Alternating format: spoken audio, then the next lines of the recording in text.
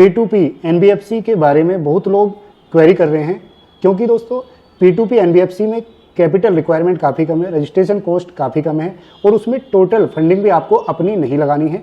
अपनी नहीं लगानी है तो फिर क्या होगा दोस्तों, उसमें अलाउड है, यानी कि दूसरे लोगों से पैसा लेना अलाउड है। ऐसा भी है, जी हाँ दोस्तों, बिल्कुल अलाउड है। तो P2P NBFC की काफ़ी ज़्यादा डिमांड आ रही है। P2P NBFC दोस्तों इंडिया में काफ़ी लेट आई थी।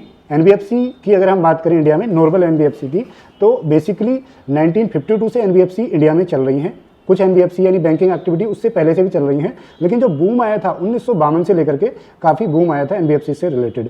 लेकिन जो P2P NBFC है, P2P NBFC एक NBFC का टाइप है। P2P NBFC में पहले UK और US यानी कि बाहर की कंट्री में ही बिजनेस होता था। इंडिया में दोस्तों P2P NBFC से रिलेटेड 2016-17 में कुछ कंपनी काम करने लगी, लेकिन RBI का इसके रिगार्डिंग उस समय कोई भी रूल और रेगुलेशन नहीं था। लेकिन RBI ने इस बात को समझा 2017 में, और दोस्तों अक्टूबर 2017 में RBI ने इसके रिगार्डिंग अपने जो है डायरेक्शंस इशू किए। ठीक है, अक्टूबर 2017 के बाद में दोस्तों इस इंडस्ट्री में काफ़ी सारे कंपनी इंडिया में भी रजिस्टर हो चुकी हैं। तो अब हम दोस्तों डिटेल में डिस्कस करते हैं कि P2P NBFC बेसिकली है क्या, P2P NBFC किस तरीके के काम कर सकती है, P2P NBFC में कैपिटल रिक्वायरमेंट क्या है, P2P NBFC बाकी कंपनी से कैसे अलग है, कौन कौन से इसमें हम लोन दे सकते हैं। तो दोस्तों इस वीडियो में हम डिटेल में डिस्कस करते हैं। तो सबसे पहले दोस्तों हम इस P2P NBFC का मीनिंग समझ लेते हैं कि भैया ये है क्या, यानी कि ये बाकी NBFC से अलग क्यों है, इसका 2017 में इतना लेट कैसे आया, क्योंकि NBFC तो बहुत पहले से चल रही है ना, 60-70 साल होने वाले हैं। तो 2017 में ये आई है, इसका मतलब कुछ तो भाई इसमें नया है। ठीक है, तो P2P NBFC एक तरह से दोस्तों फिनटेक कंपनी होती है।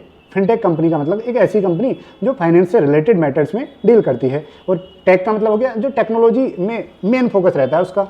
ठीक है, टेक्नोलॉजी का मतलब है कि भैया ऐप और वेबसाइट को भी इन्वॉल्व करके इसका काम होता है। आप कहोगे सर वेबसाइट और ऐप से या सॉफ्टवेयर से तो सभी कंपनी का रहता है, सभी का भी रहता है, लेकिन इसका मेन रहता है, ये वैसे लोन नहीं दे सकती है, इसका मेन काम ही उसके थ्रू होगा।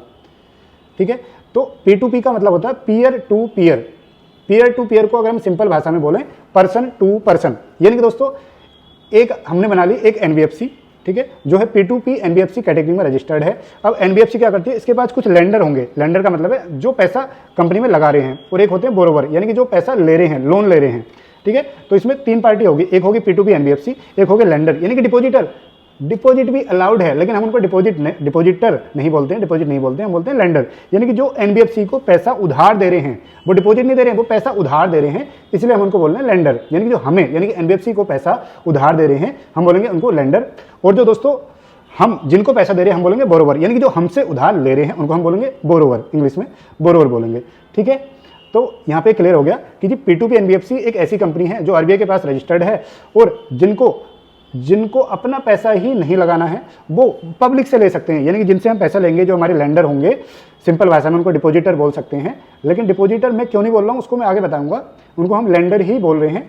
तो उनसे हम पैसा ले सकते हैं और दोस्तों आगे हम बोरोवर को दे सकते हैं। ठीक है, बहुत अच्छा कॉन्सेप्ट है, क्योंकि आपको अपने पास से सारा पैसा लगाना नहीं है। क्योंकि एक जो नॉर्मल NBFC होती है उसमें आप बैंक से भी ले सकते हैं हेल्प, डायरेक्टर से ले सकते हैं, डायरेक्टर के रिलेटिव से ले सकते हैं, या फिर किसी और कंपनी से ले सकते हैं, लेकिन डायरेक्ट आप किसी इंडिविजुअल पर्सन से नहीं ले सकते। वहाँ पे दोस्तों रिस्ट्रिक्शन है, क्योंकि वो डिपॉजिट की डेफिनेशन में आ जाएगा। और डिपॉजिट वैसे तो नॉन डिपॉजिट टेकिंग ये NBFC होती है, तो डिपॉजिट इसमें अलाउड नहीं होते हैं। लेकिन अगर आप कंपनी एक्ट वाला डिपॉजिट लेते हैं तो उसके लिए बहुत ज़्यादा रेगुलेशन यहाँ पर होती हैं। तो ये दोस्तों एक बहुत ही अच्छा कॉन्सेप्ट निकाला है। अब बात करते हैं कि सर इसके लिए कैपिटल की कितनी रिक्वायरमेंट है। तो दोस्तों कैपिटल की इसमें रिक्वायरमेंट है 2 CR की। जी हाँ, ओनली 2 CR की, 2 करोड़ की इसमें कैपिटल रिक्वायरमेंट है। ठीक है, और वो लीगल होनी चाहिए। 2 करोड़ जरूरी नहीं कि आपके 2 लोगों के पास ही हो, आप लोग जो है 5 लोग 10 लोग मिलकर के भी ये कंपनी में आ सकते हैं। ठीक है, रजिस्ट्रेशन कॉस्ट की अगर हम बात करें तो दोस्तों 2 करोड़ में आपका RBI लाइसेंस के साथ, MCA रजिस्ट्रेशन के साथ ये दोस्तों लगभग आपका 8 से 10 लाख में रजिस्टर हो सकती है। उसके बाद में आपको जो सॉफ्टवेयर ऐप बनवाने हैं उसका कॉस्टिंग आपको देखना है, वो अलग रहेगा। ठीक है, ये हो गई मोटा मोटी कॉस्टिंग की बात। अभी मैं ब्रीफ में ही बात कर रहा हूँ, एक डिटेल वीडियो इस टॉपिक के बारे में अलग से बनाएंगे विद PPT, एक एक टॉपिक वहाँ पे बनाएंगे, क्योंकि ये वीडियो अगर मैं डिटेल में बनाऊंगा तो दोस्तों 1-1.5 घंटे की हो जाएगी। तो अभी मैं ब्रीफ में ही बना रहा हूँ, कितने लोगों का रिस्पॉन्स आता है उसके बाद में डिटेल में इसके ऊपर हम वीडियो बनाएंगे। ठीक है, अब बात हो गई है मीनिंग क्या है, रजिस्ट्रेशन कॉस्ट क्या है, इसकी बात हो गई है।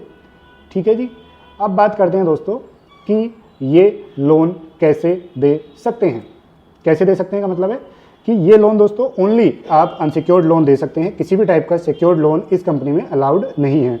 और आप एनबीएफसी में ऐसे नहीं कर सकते हैं कि रूल्स में कुछ हो रहा है और आप सिक्योर्ड भी देने लग गए, ऐसे नहीं होता है। जो लोग निधि कंपनी में करते थे, सेक्शन 8 में करते थे, तो इसमें ऐसा नहीं करना है बिल्कुल दोस्तों, एज पर आरबीआई रेगुलेशन ही करना होगा, अदरवाइज आपका जो लाइसेंस है वो कैंसिल हो सकता है। ठीक है, तो उसके बाद में क्वेश्चन आता है कि सर ये जो डिपॉजिट है ये कैसे ले सकते हैं, तो इसके लिए एक अलग प्रोसेस है, वो भी मैं आपको नेक्स्ट वीडियो में बताएंगे डिटेल में। अब बात आती है कि ये रजिस्ट्रेशन किस तरीके से होगा। तो दोस्तों सबसे पहले हमें कंपनी एमसीए के पास रजिस्टर करनी है और उसके बाद एक बैंक अकाउंट ओपन करना है, उसमें 2 करोड़ रुपए डिपॉजिट करने हैं from the subscriber of the company.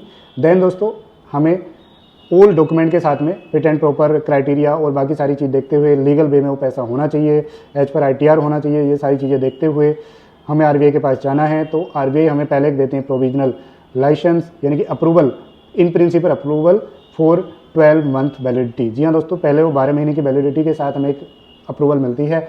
उसके बाद में उन 12 महीनों में हमें क्या करना होता है, कंपनी की वेबसाइट और कंपनी की ऐप और दोस्तों सारे जो एग्रीमेंट हैं, एस्क्रो अकाउंट खुलता है, जो पैसा आता है वो एक ट्रस्टी प्रोमोटेड बाय ए बैंक में रखा जाता है। तो वो सारी चीज़ें कंप्लीट करनी होती हैं विद इन 12 मंथ, यानी कि 12 मंथ मैक्सिमम टाइम है, उससे ऊपर एक भी दिन नहीं जाना चाहिए। यानी कि दोस्तों हमें कोशिश करनी है कि 6 मंथ में ही वो सब कंप्लीट हो जाए। और ये सारी चीज़ें कंप्लीट होने के बाद में प्रॉपर मैनेजरियल स्ट्रेंथ भी हमारे पास होना चाहिए, प्रॉपर टेक्निकल स्टाफ भी होना चाहिए, फाइनेंस से रिलेटेड भी होना चाहिए, है ना, प्रॉपर सिस्टम वगैरह भी हमारे पास होने चाहिए। उसके बाद में हम आरबीआई को अप्लाई करते हैं कि सर अब हमारे पास ऑल ओके है, प्रॉपरली हमने सिस्टम वगैरह डेवलप कर लिए हैं, अब हमें आप COR certificate of registration issue कर दीजिए। तो अगर आरबीआई चेक करता है और अगर आरबीआई को लगता है कि ऑल थिंग्स ओके हैं, तो दोस्तों आरबीआई जो है COR इशू कर देता है और COR इशू होने के बाद ही आप अपनी वर्किंग स्टार्ट कर सकते हैं।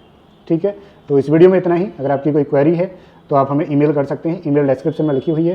व्हाट्सअप भी दोस्तों कर सकते हैं 8512006793 पर। लेकिन अगर आप P2P NBFC में रजिस्टर्ड हैं, आपका 2 करोड़ का बजट है, तभी आप दोस्तों करें। सेक्शन 8 माइक्रो फाइनेंस अभी रजिस्टर नहीं हो रही हैं, रजिस्टर होंगे तो हम फिर से एक वीडियो उसके रिगार्डिंग बनाएंगे। तो सेक्शन 8 माइक्रो फाइनेंस के रिगार्डिंग अभी कोई क्वेरी ना करो,